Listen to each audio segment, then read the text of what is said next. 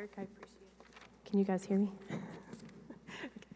I appreciate you letting us come here and share a story. It's a really crazy story, and it's God.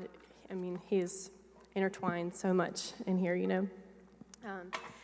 Whenever we first started, I have been praying for years and years that God would give us each kid with a special story. That way, whatever happened, like you would know that little kid came straight from God to our family, and that the only reason why is because of him. Nobody would even believe the stories, but it's special to be, I guess, in this world of orphans and foster kids and everything like that. But so I guess we'll go ahead and start. Hi.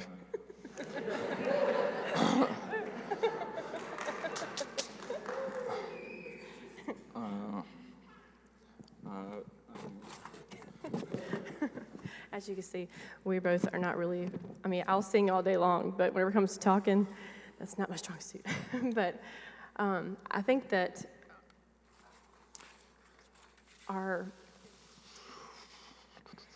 whenever we first started dating, we I guess had the normal plans of getting married and, you know, having kids pretty soon after we got married or whatever, because we had been dating for 8 years before we got married. So once we got married, we decided, well, you know, let's start trying to have kids and stuff. And then, but through all that time, we knew that we wanted to adopt a child, you know, so we were definitely open to that. And then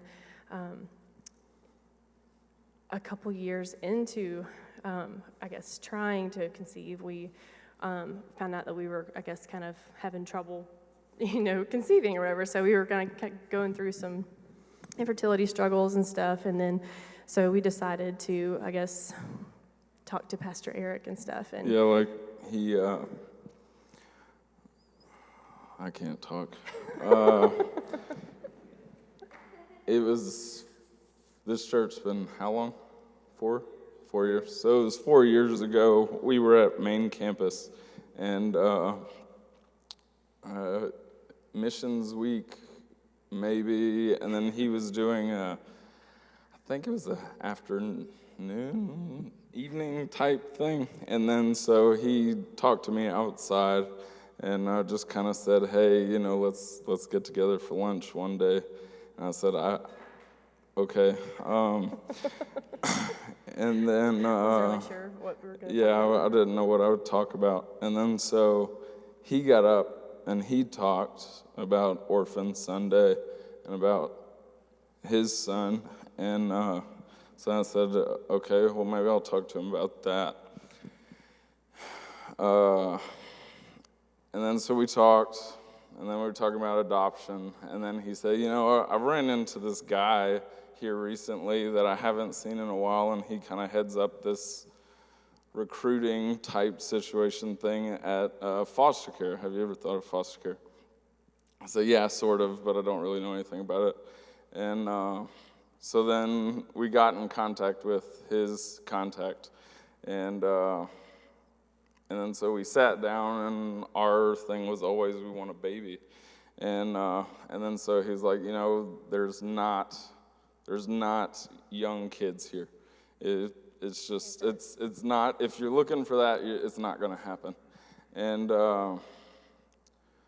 then so we prayed about it, we thought about it, and we just said, we just feel like we're supposed to be there. So we went with them anyway, even though we were like, we're probably not going to get a young kid. And we had put on our application that we would take like 0 to 14 years of age, and you know, either gender, any race, that type of thing. And you know, I was very fearful because, you know, I wanted a baby, but you know, the things I'd heard about foster care were like all like the, you know, the bad stuff and the good stuff. It was just really nerve-wracking, you know, and just so whenever we did go there, I asked him every question that I could imagine. You know, I wrote everything down and everything, and then he was really sweet, and he answered every question. And you know, then we went home. We obviously didn't say yes right then and there, but we prayed about it and seeked God. You know, let us know what, you know, we need to do. And so we did end up going with that organization or whatever. And then I guess a couple weeks later, after we had gotten certified, Yeah. it took weeks and weeks for us to get certified, just because they have to go through path class. But so after that, then we got this call about our first placement, and so. And it was just a respite to Yeah. kind of see, because he was pre-adoptive, and then so you could kind of have him for a weekend without physically commitment. moving him completely. Yeah, So kind the of like a pre-placement. vacation for him, but you can kind of whatever. And it scared us to death. Yeah, it really did. And I'm not saying anything, but it was like We just After he we left- wanted to quit. I'll remember laying in my bed that night after he had left, and I was like, foster care is not for me. I'm peace out. It's like, that was the most intense weekend I think I've ever seen in my life. And that's not to scare anybody, but I'm just telling you that it's real. And it was it got real quick. breaking for me, because it's like, here nobody wants this kid, and I don't even want this kid. Yeah. And, and it's hard because in foster care, I mean, it's muddy, because it's like you have to choose children. And it's like, it shouldn't be that way. But then it's like, what can you take and what can't you take, and what's going to, like, what do you do? It gets ugly really quick. And, and so we prayed about, should we take him? Because, we have this kid here that, nobody wants. He's been, and he still is. And that's the sad thing. He's still on the websites, for kids up for adoption and stuff. And so it's like stuff like that just breaks our heart, And these are actually some kids. These aren't any of these aren't that kid, but these are some kids that are available, which is pretty cool, up for adoption. But the thing that gets us is that being a foster parent, I don't know how you could do it unless you had God, because it's like, literally, you cannot tell a child no, But it's like, the only driving factor that you have is God leading you. Like, okay, there's thousands of kids in Tennessee. I can't take thousands of kids. I'm going to have to say no, and I'm going to have to say yes to certain ones. But the thing is that whenever we pray about it and you seek God and you fast and do the things you need to do, He'll lead you to which ones, and He'll give you peace about that, to say no or to say yes, And so we learned that pretty quickly, like, God, you just tell me. You tell Like, it says yes. It's easier to say no to a kid whenever they're calling you than to have that kid come into your home and then have to say no to somebody that. Yeah. And it was just tough. But so we were basically done. Because, it broke me having to say no to the people, and it was rough. And then a few weeks went by, and then we got another call about another respite. This wasn't to take for placement or whatever. And then so it was it's like respite's like, just so you know, respite's like basically babysitting for other foster parents that have placements and stuff like that. It's just to clarify what a respite is. And he came, and then it kind of gave us hope as far as like, okay, maybe we can do this. Maybe we're not completely insane. Yeah. And he was so sweet. And from the moment we met this boy, like, I just knew that there was something special about him. And, Murray and I, we both said, if that kid, his name's Bryson, if that kid ever comes up for adoption or moves from the home he's in or whatever, we want that kid. And they said it would never happen. Yeah, and because he was in a home that planned to adopt him and his siblings and stuff. And then so he went back home, and we would always ask about him, and kind of like it's a waiting game as far as like, okay, I'm ready to take kids, but then they don't call you unless if it's a kid that they can't find, then they'll call you. But so then we get another call, or Brooke gets the call. I was somewhere else, and it was for a 16-year-old and our 18-month-old baby. Yeah, and whenever we got that call, like I said, we said 14 was our cap, and it's like, here I was, how old were we, like 25 and? Something. Yeah, probably around 25, 27, in that, like, both of us. Like, I think and she was 9 years older than you were. Yeah. 9 or, yeah. And so it's like, how am I going to parent a 16-year-old girl and a baby? I'm probably 25 years old. Like, how is that going to be dynamically? Like, this is going to be crazy. But it's like, I don't know what it was. Well, I do now. But I did not know what it was. But I felt sick to my stomach, like I could throw up. I was like, I don't know what it is, but I have to take this kid. And I prayed, and I literally was face down on my kitchen floor, bawling, crying over this child. Because, the story that they had given us, I wish I could share, but I can't, just for, identities and whatever. But, like, the story that they had given us just broke my heart about the whole life of this 16-year-old and her daughter. And so after praying and talking to Murray and, telling our family and stuff, I was like, we need to take this girl. So we took a 16-year-old and her 18-month-old daughter. And so people thought we were crazy. Yeah. and it was. On the outside looking in, it was crazy. And I was like, this is crazy. But the thing is that whenever that happened, they stayed with us for around 5 or 6 months, probably. They left around Thanksgiving. Yes, sir. Yeah, in 2015, Thanksgiving 2015. And then they... things just got tough, because 16-year-old who hasn't been really raised is ready to be 18, but also still needs to be parented like they're 10.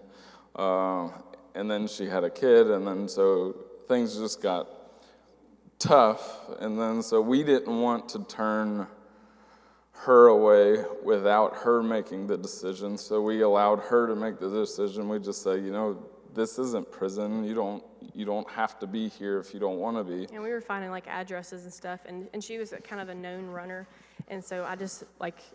Rather than run with a 18-month-old baby. And we live out in the country down a dark road, and I'm like, Lord knows who's going to be passing by here, seeing this 16-year-old girl and her daughter walking down the street at whatever hours of the morning. So she chose to leave. Yeah. And then so she ended up getting what she wanted, going where she wanted.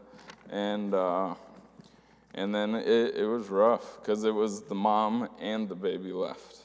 And it was tough, because, the mom was at school, so it's like we knew her, we loved her, but then the baby was just always with us. Yeah. And so, and whenever they came, it's like that baby, I felt like that baby was ours, And it's like, it wasn't anything weird, like as far as like taking her or whatever. It was just like that baby, like she had both of our hearts. So whenever she left, like it was awful. It was depressing. Awful. Like I just remember like just people were asking me to go do things. I'm like, I can't. I'm just sitting here just ugly crying, for like weeks. I felt like it was a long time. And then after that, it kind of, slowed down settled for a down, little bit. but still just like, what are we doing? Well, we felt like we were supposed to take these kids. They could have been adopted, but then she didn't want it, basically. Yeah. And then it was tough. And then seeing her through Facebook or whatever, and just kind of the decisions she was making was kind of going crazy. And then so it was nerve-wracking. And we basically almost stopped doing foster care after they left, just because it was tough. You didn't know what we were doing, so we decided, I guess, to start looking into infertility options as far as different stuff. And then we were going through some of that, and then we're just like, I don't know what it is, but we just got to stop. And then so we stopped, and then we were still getting calls, but we thought about just letting our certification just run up or whatever. And then so we got a call about a little boy or something, and then we said yes. And then they told us no, just because they kind of call a bunch of people. And they wanted to place them closer to where you lived, which is about an hour and a half away. And then so they called us with another set, and then we said yes, and then they brought them in. And so, looking back, it's like, why did we take them? But 2 weeks after they were in our house, we recertified, because it was just coming up on the end. And then so whenever we recertified, a few weeks go by, and then Brooke gets a message from the mom. The 16-year-old and her daughter. Yeah, and says, yeah. Yeah, and so she texted me, and she was like, hey, well, she messaged me actually on Facebook, because I didn't have her number, but she said, I've been making a lot of really bad choices, and I know that y'all were one of the families that Montana loved. And so she was like, if I were, I guess, going to sign away my rights or surrender my rights to my daughter. Would you be willing to adopt my daughter? And I'm like, yes, absolutely. And so, but I mean, of course, 7 months have gone by, Yeah, like from whenever they left to this point. Yeah, and so, I mean, she was a little hesitant about it, but she was like, I know that this is what I'm supposed to do, and I know that out of everybody that I've been in foster homes, she had been in, I don't even know how many foster homes, but she's like, I want y'all to adopt her. And so she went to the courts, and she surrendered her rights, and she told the judge, she was like, I'm surrendering my rights only for my daughter to go to the Thames. I don't want her going to anybody else, because otherwise I'm not going to surrender it, only to the Thames. And so everything went through, and that was a long process of getting that, like her biological dad terminated as well. But so that was a long, crazy process. But I don't think we have time to share that. And then so we thought everything was rosy, whatever. We adopt our little girl, Montana. The one in the flowery on the right, that's little Montana. And so we adopt her. We were just going through normal life, and then we came in town. And all the while, we were asking about the second call we ever had, like because they were supposed to be adopted, and then something fell through, and then so it kept going. So we would always ask, but they would say, no, we're not going to place them with y'all because of whatever. And then so we kept going, and I guess we're in Louisiana for a little while because her mom's house flooded. And so we were down there basically living, and then so we weren't even here. And then we came up here, all the while we were praying about taking some more kids or whatever, but not really knowing which direction to go. And then so we were in town for our nephew's birthday party. Well, they all get the flu, and we would have been gone at that point. But he got the flu, so they postponed it for a week, so we just stayed here. And while we were there, we'd been praying about it, and so we went in for the second call to try to get them. And so we're in that meeting saying, yes, we want to put in for these kids. And that kid that we had, that second call or whatever, Bryson, he actually has a sister and a brother. And so, but they were trying to find placement for all three of those kids. And so so we go in for that meeting, and in that meeting, our old DCS worker calls or texts Brooke and says, hey, are y'all in town? Do you want a baby? And then so it's like, yes. We're saying yes. And we had prayed and fasted and do all this kind of stuff about these three kids, and then we felt that we were supposed to go with these three kids. And then in that meeting, it's like, there's another baby, so it's like, okay. And then so we just said, yeah, sure. But then you say yes sometimes, and then it doesn't end up happening. Well, so a day or two goes by, and we were just sitting somewhere, and then they called us and said, hey, come get them in an hour. And then yeah, so like literally we ran, or he was already at Target buying a car seat, because we didn't have a baby car seat, And so we went down there and got him, and that's that little guy. So then after that happened, they basically told us no again for the other kids. Well, months go by, and then they basically say it's not going to happen. But so we keep just kind of asking about it, and I guess got him in December. January, they came just to kind of visit us for a week. And then but at that point, they'd already told us no. And they basically told us no because we had gotten the little baby, which was kind of crazy, because we put our names in the hat for all three, and they said, no, we can't do it because you have a baby, and it's just too much, and whatever. The little girl, she asked us to adopt her while she was at our house. Yeah, time and time again. Whenever we would do those respites, she'd be like, will y'all please adopt me? The family I'm with right now, like, they aren't really, I guess, able to adopt right now. Would y'all please adopt me? And the little boy, he would too, all the time. And, and the way we are, we can't say anything because that's just Youth Village's rules. Like, you do not tell him you're going to adopt him until it's done, So it's like, And and the so thing we is, had we've already been tried told too, no, We had been told no, that we couldn't get them. But basically, months go by,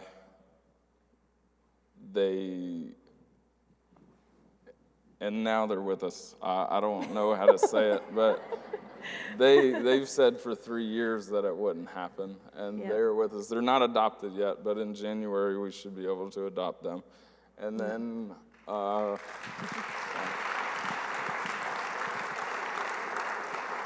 it's hopefully looking like we can adopt the baby too, because Yeah.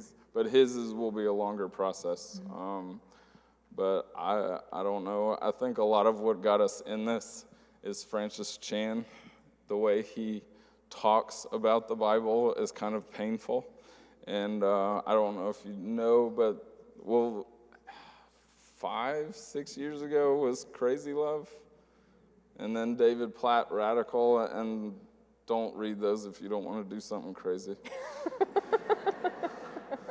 It's true. But the thing is like the people that I guess the thing that I'm saying, and I know this is kind of jumbled, and it makes sense in our head, and it might not make sense in yours, and it might just be like a jumbled bunch of words. But the thing is that like if you just take that first step, it's like time after time after time. Like he knows mine and Murray's heart. Like he knows we want a house full of kids, and he wants to give you those desires, and he wants to give you those things that he knows they're good for you. But the thing is that we have to take that first step, and scary as it is, it's scary. Foster care is scary. Yeah, not everybody's for this, because while we were at court in Lebanon, we actually ran into somebody who was a pastor, went through the PATH class with us, had adopted a little boy, and was there because the little boy was basically not going to be adopted anymore. And so it's not fairy tales and rainbows. I mean, it's painful. And then these kids, it's like they know mom and dad, but they know mom and dad for a month or 2 months. They don't know Christ's love, and it's hard to give it to them sometimes, but it's like it's painful. And they just need someone that's going to stick with them. Yeah.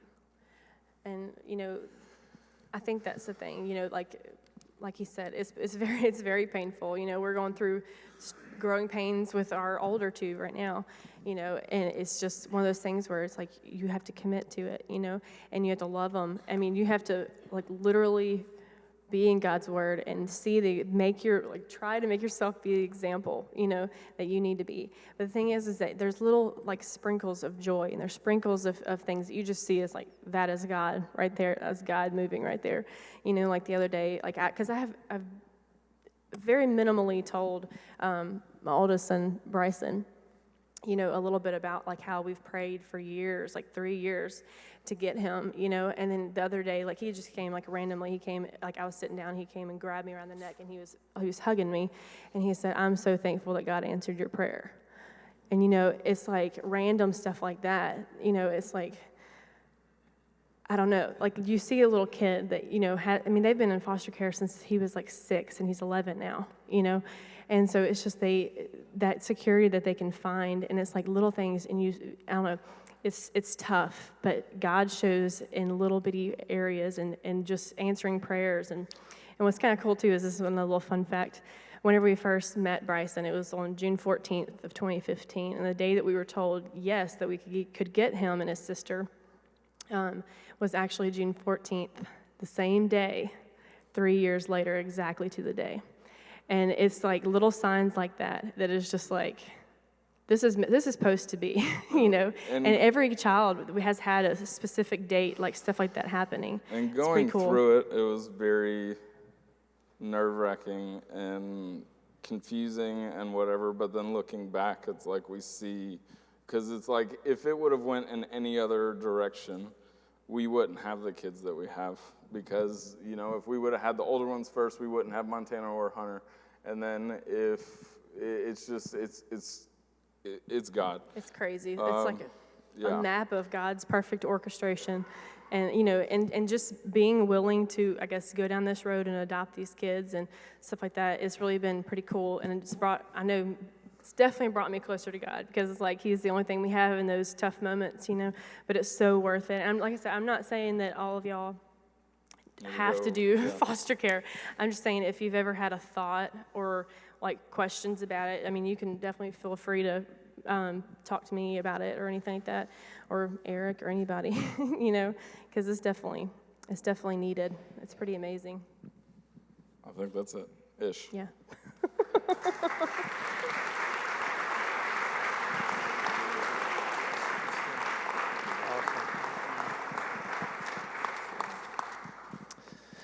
Awesome. You did a great job. You did. Yeah, what a great way to tell your story. So where that relates to us is this: we have to pose that question on an individual level. Am I a part of prevention? Do I help families that are struggling so that they can stay together? Is that part of it? Am I part of intervention for those that are transitioning out? Can I be a part of helping? Or protection of children? Just ask God what. We're not all called to do the same thing, but we're all called to do something. Amen? And I got to tell you, here's what was crucial about their story. And I've been blessed to watch this happen. I've seen it transpire. I've seen it unfold. They have prayed every step of the way. They would even call me. They would call others and say, hey, I'm just seeking godly counsel. I don't feel peace about this, or I do feel peace about this. And there was constant dialogue that was going on with godly counsel, but most of all with God. When she said she was laying on her face praying, I am not surprised, because all along the way that was going on. When we adopted Daniel, my mom came and sat down with us, and she said, I have this child who's up for adoption. Is there any chance? And we already knew in our hearts that God was going to call us. He was moving us towards adoption. We just didn't know who or when. And we got on our knees. I remember we got on our knees. We said, God, we know that this is what you want us to do, because this child needs a home and it makes sense. But we can't afford it. And so if you want us to do this, you're going to have to provide. The next day, I went to my office and was given this year bonus that they never give. It was a specific way that they never did it, for over $7,000, and it paid for the whole process of doing a local adoption. Amen? So, but it was that prayer. It was that prayer. It was like those little steps. Brooke, Murray, y'all know those little steps, and you go, oh, God's in this. God's in it. And He will shut doors that no man can open, and He'll open doors that no man can shut. If you will pray and ask Him, just ask Him, God, what's my something? And we're called to do this as a church, together. So there's plenty of information. If you got questions, here's what: don't jump into anything. Don't go barreling in. Pray into it, and God will reveal to you.